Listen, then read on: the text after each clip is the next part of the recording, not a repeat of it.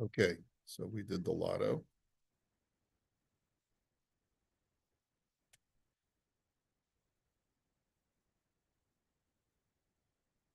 Okay, so today's tshuva, Siman Kuf Samach Tes, Ihayim Mutar, Ladur Bidira Shekvar Dar Ba'avar.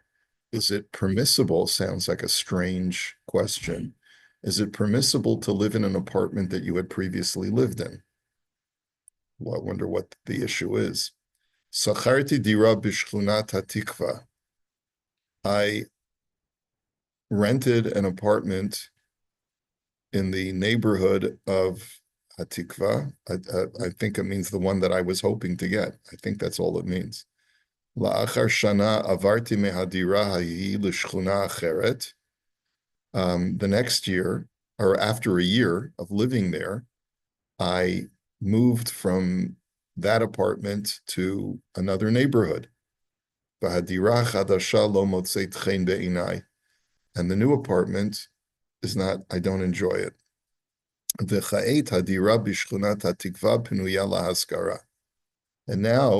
the apartment that I used to live in is now available again for rent.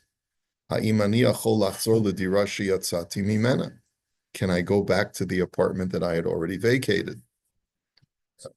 I don't know. I don't know what the problem would be. Okay, so this obviously has heebie-jeebies involved. Yeah. What did you call it? The police. The willies. Someone hanging in the Yeah. walls or what? Yeah, I call it the heebie-jeebies.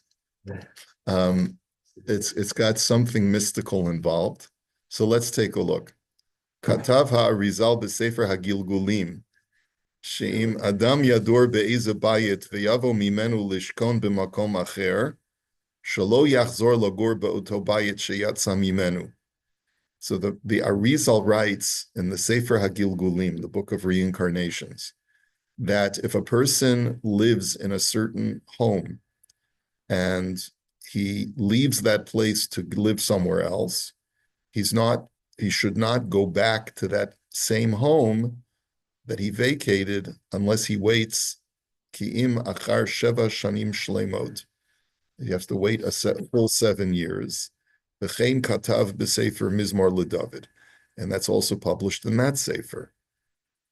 Footnotes. Wow, seems like there's something. It just appeared all of a sudden. How much literature? That's strange. That's really weird. That's really spooky. Okay, yeah. Because of hachida b'shut Yosef Ometz, she'im hishir eze davar b'bayit harishon yuchal lachzor lagur sham. Ki bazeh megale dato shelo halach legamrei v'dato lachzor. The Chida writes, however, that if he left something in the first house, like let's say, I'm leaving, but I may return, that's what it's an indication. Ki bazeh megale dato shelo halach legamrei v'dato lachzor. Then it's okay, because there you're revealing that you may want to come back.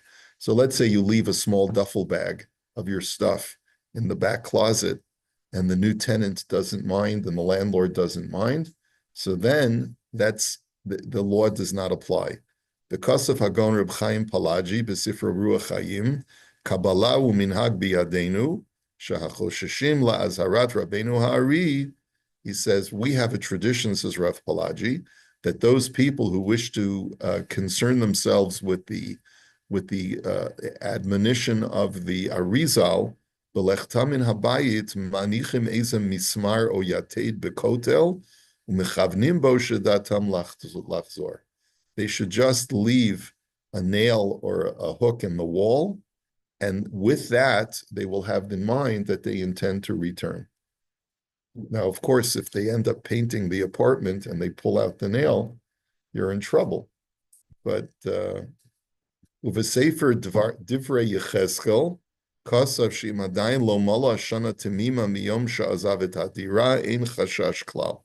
The divrei Yecheskel writes, as long as a full year has not elapsed, then you can always return back to the apartment.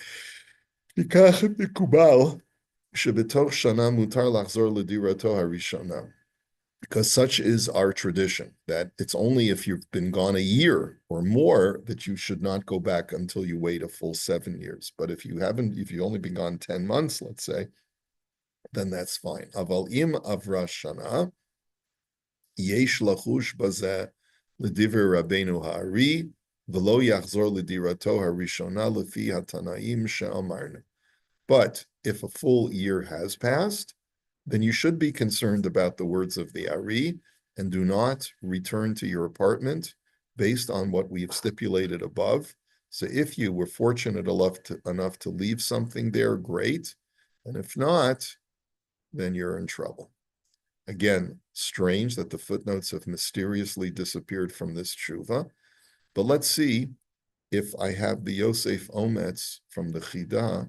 It's a good chance it's in the Bar Ilan CD. Let me just take a quick look. This is Rav Pelagio we always quote. Who was he? Rav Pelagi was a prominent Sephardi posek, I think, of a few generations ago.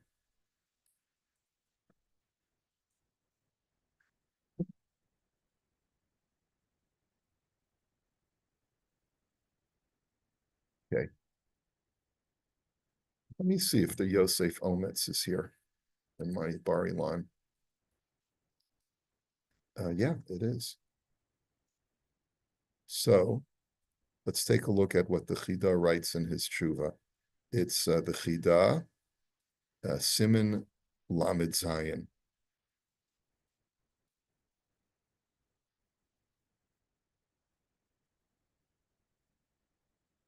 Osvav.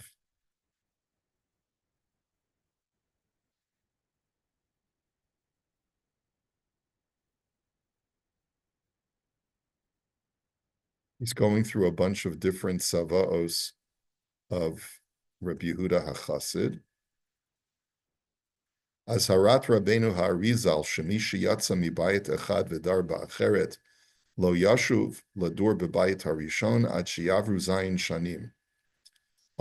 So he just quotes the Ari.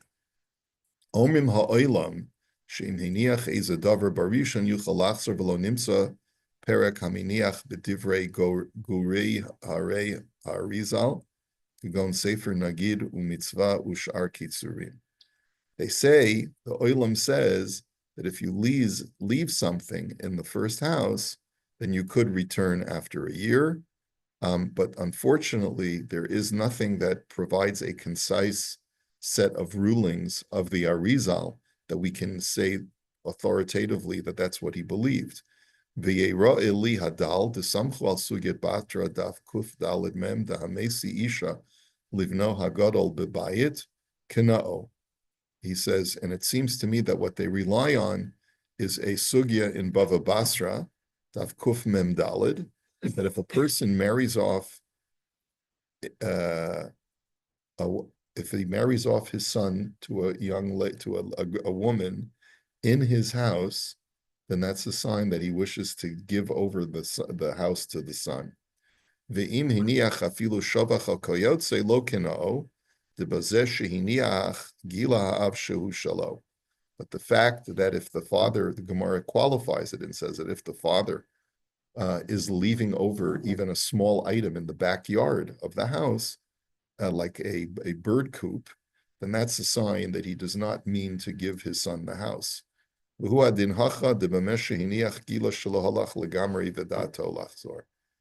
therefore the same could be said over here. But he doesn't tell us why this is.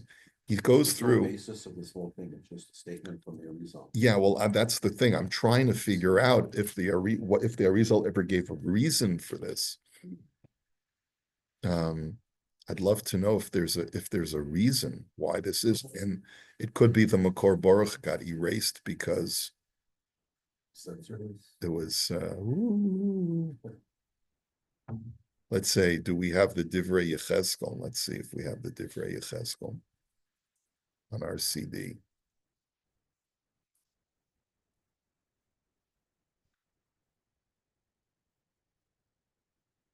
Yeah, we have the Divrei Yechezkel. The question is it the same Divrei Yechezkel? Let's see. Daf Kuf Chaf Vav Amid Beis.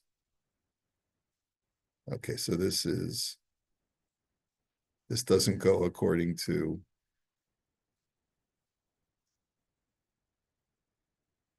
Let's just see who this is. Biography.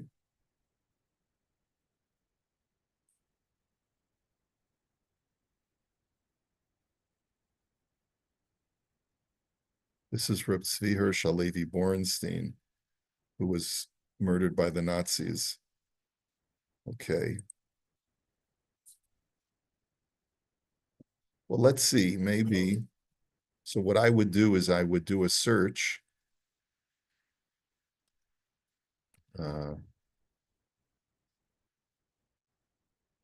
And see if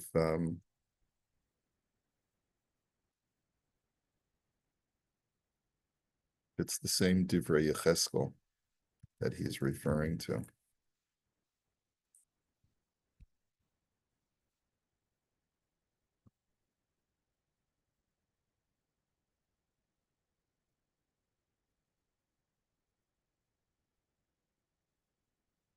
So we're doing a search through the Sefer. No.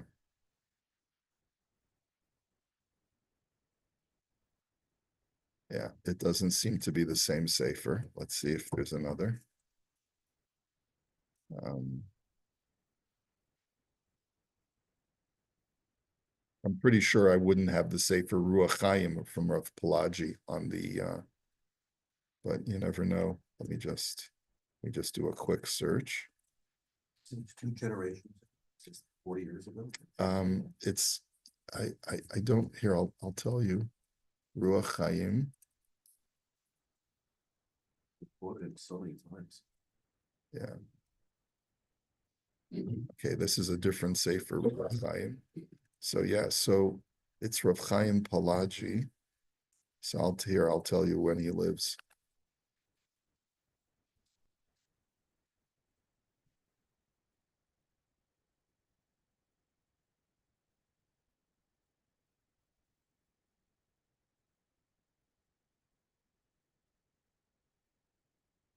Sorry, I think it was a little bit longer than that. He was born in 1788 and he died in 1868.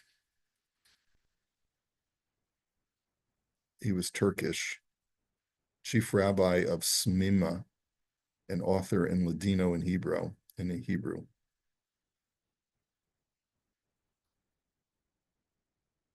Now, there could be other Chaim Pelagis that have lived since then, but this is the one that usually is quoted. Okay. All right. So I think we should just go on.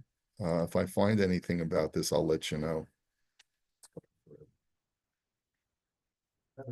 Quote something like from the Zohar, if it could be Ari. Sorry, say again? It's all coming from the Arizal, right? Yes. And he was the master of the Zohar. Yeah. Well, I would say more Kabbalah because the Zohar is one text and the Ari had some kind of connection to the heavenly realm that allowed him to intuit certain things that are even not contained in the Zohar. In other words, the way that it's presented is there have been several generations that have brought the Kabbalah forward and evolved it and sort of crystallized it further. The Ari was probably the last generation, the last person to crystallize the Kabbalah to the Kabbalah, to the realm of Jewish mysticism that we accept today.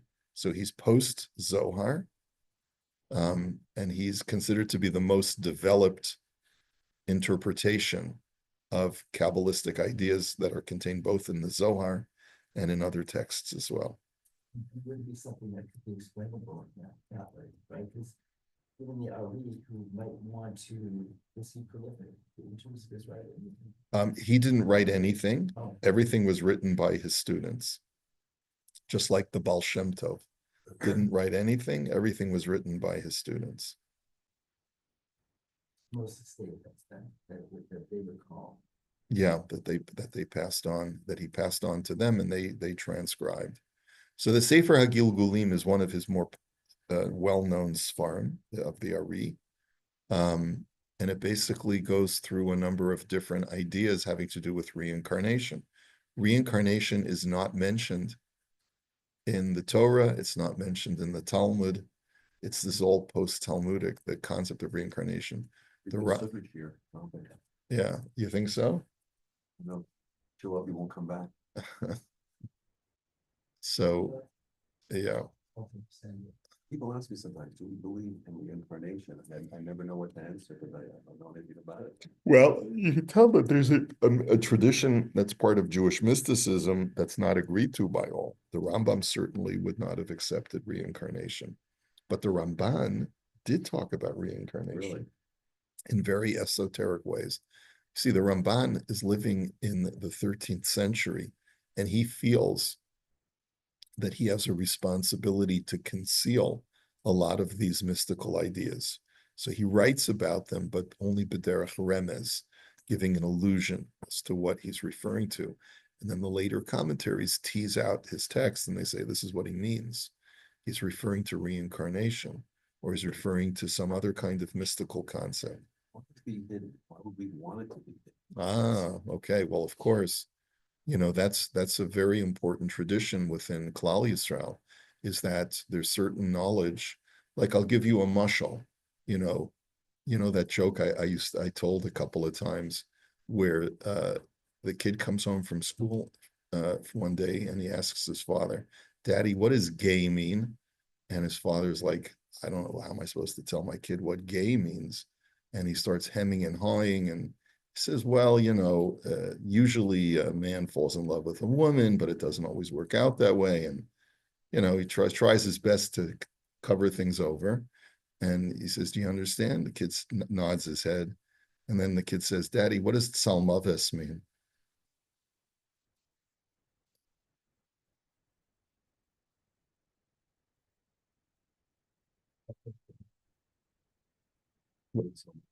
Yeah, that's what the kid was asking about. He wasn't asking about gay. He's a great Salmonis. No, he wasn't. The kid wasn't asking.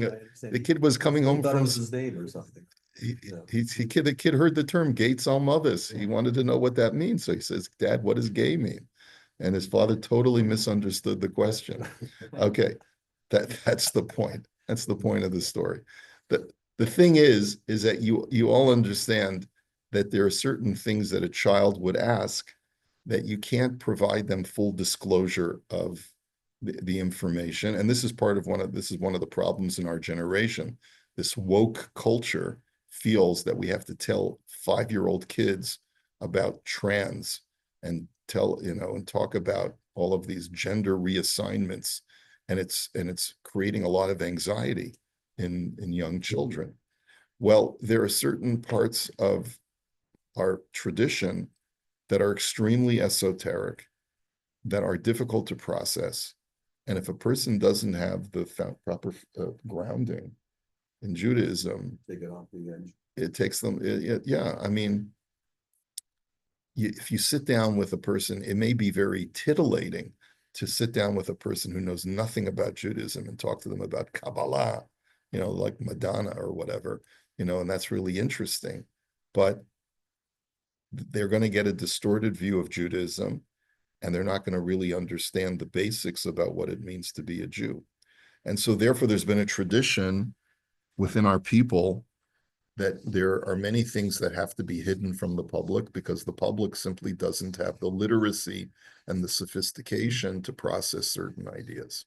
I always thought it was, prior to Shabtai Tzvi, there was, he destroyed things, he ruined everything with Kabbalah and all this kind of thing. So from then forward, he slammed it down and shut it down completely. Well, prior to that, prior to that, there were less limitations on the study of Kabbalah, but it was still kept under wraps. I mean, you go through a history. Why was the Zohar, which allegedly dates back to the time of Rabbi Shimon Bar Yochai, the teachings of Rabbi Shimon Bar Yochai, why is it only published for the first time in the 14th century? We had a sugya shir in that. Maybe it wasn't Rabbi Shimon Bar Yochai who did it, and we don't know who was the author. Okay, so that's why it came out later. No, that's not the reason why it came out later. Whether or not it was really Rabbi Shimon ben Yochai's Torah or not still remains a mystery. But one thing is clear, is that it relates to an older esoteric tradition that was known by mystics for centuries, but in oral form. It was just known in oral form, and people were not publishing this and writing things down because there was a general knowledge that certain things you're not permitted to publish. This is also contained in Torah Shebaal Peh. Dvarim shebichtav iyata rashai lekotvam. It's a statement straight out of the Gemara. Things that were transmitted orally, you have no right to write them down. Rabbi Yehuda Hanassi was the first person to violate that. And why? So the Sefer Yuchsin says, because Eit Lasot Lashem, people were starting to forget. So it was a time of you're darned if you do, darned if you don't, and to choose the lesser of the two evils and do what normally the tradition tells you not to do, and write something down which is meant to be transmitted orally. Why was it meant to be transmitted orally? Because by writing it down, it allows itself to be misinterpreted, to be maculated, to be distorted. And we don't want that to happen because it's very precious information. It has to be treated very delicately, only by people who understand how to treat it, right? You take the fine crystal and you give it to someone who's not used to using it and normally throws around metal containers, he's going to destroy it very easily. And that's the attitude that our tradition has about delicate and sophisticated ideas. So that's the reason why these things are generally, not studied. Are there many spoken on Kabbalah besides the Zohar? Like, are there tons? Yeah, there's tons. Who are the original authors? Is there, like, there's so many people in it?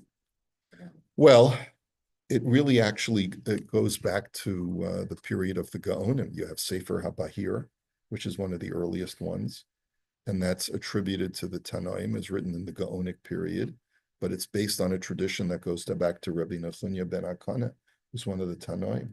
You have Sefer Yetzirah, which is the book of creation, a recipe book about how God created the universe, which according to tradition goes back to Avraham Avinu, and it was not written down until the Gaonic period. Then you have. You learned it? I have it at home. I don't understand the word. Rabbi Yehuda Halevi devotes a whole section of the Kuzari to it, so I had to learn some of it. I don't know all of it. It's very cryptic. It's very unintelligible unless you get someone to sit down with you. And there's a number of commentaries. I have a big Sefer Yetzirah that has like 20 commentaries to it. Is there one in English? There's no art scroll. There never will be an art scroll on it. I should never say never. When they run out of things to publish, they may, money. Yeah, they may have to. Okay. So that's just a general overview of why things are kept oral and things are not published until many, many years later. The same thing is that Moshe de Leon, who writes the Zohar, claims that he was writing this down from a transcribed copy of something that was passed down from the generations esoterically. And the whole controversy is, was he just simply a copyist, or was he coming up with the words on his own based on a tradition that had remained oral up until that point? But either way, this is not to bash the Zohar or the author of the Zohar. It's basically to say that he was channeling in a tradition that had originally been orally transmitted, and he was the first person to write something down about it. And the reason why he did it, apparently, was because he too perceived, just like Rabbi Yehuda Hanassi before him, that if I don't put this down on paper, it'll be lost forever, because people are forgetting the oral tradition. Well, it's just not a very practical level than that question. If you're not tuned in, if you no halacha related to that, moving from one house to another. So this, You're not going to find it like in the Shulchan Aruch. You're not going to find this in the Shulchan Aruch, but there are a number of things that you're not going to find in the Shulchan Aruch. that people have a tendency to do. We talk about superstitious activity.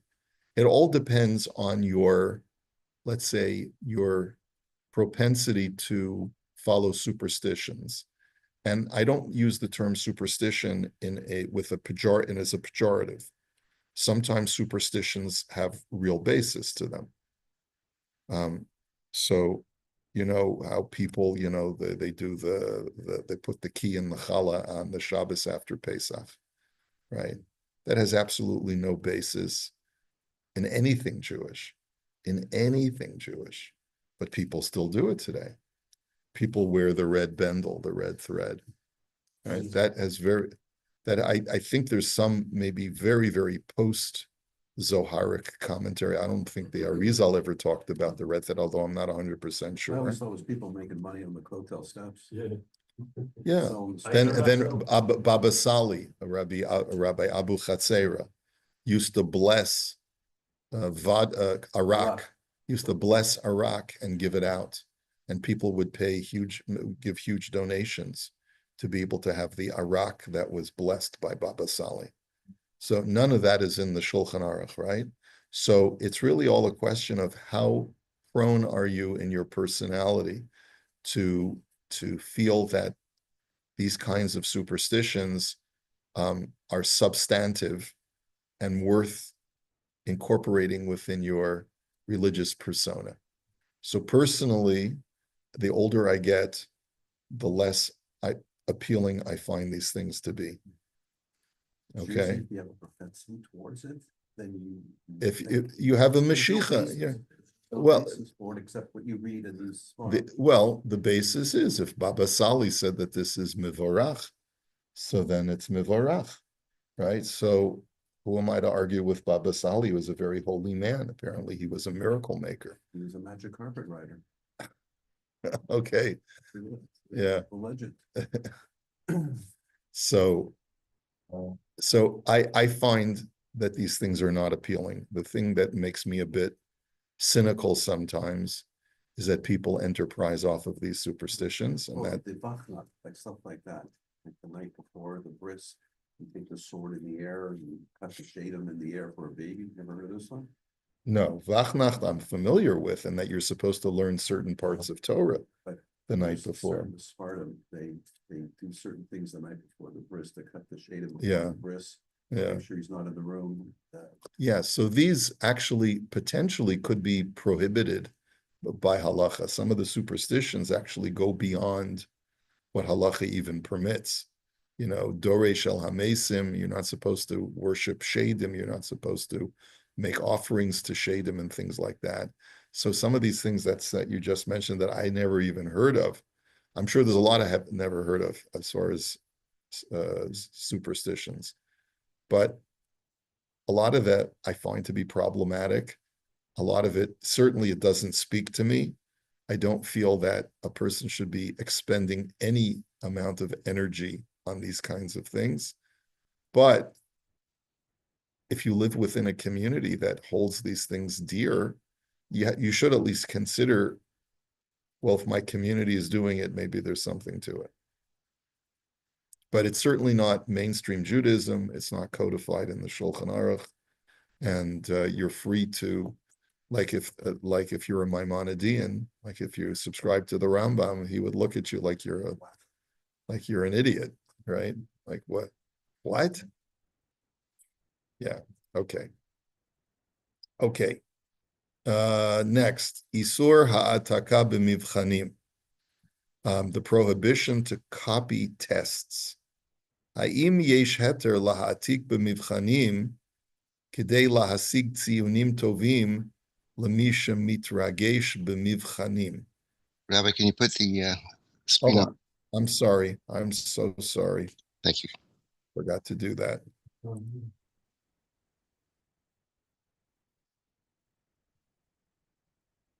Okay. Is there a heter to copy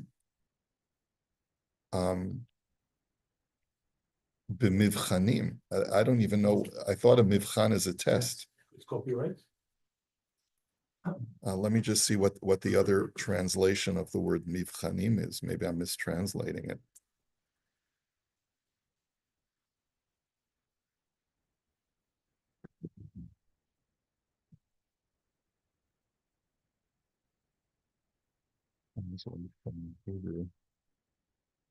Yeah, it means tests.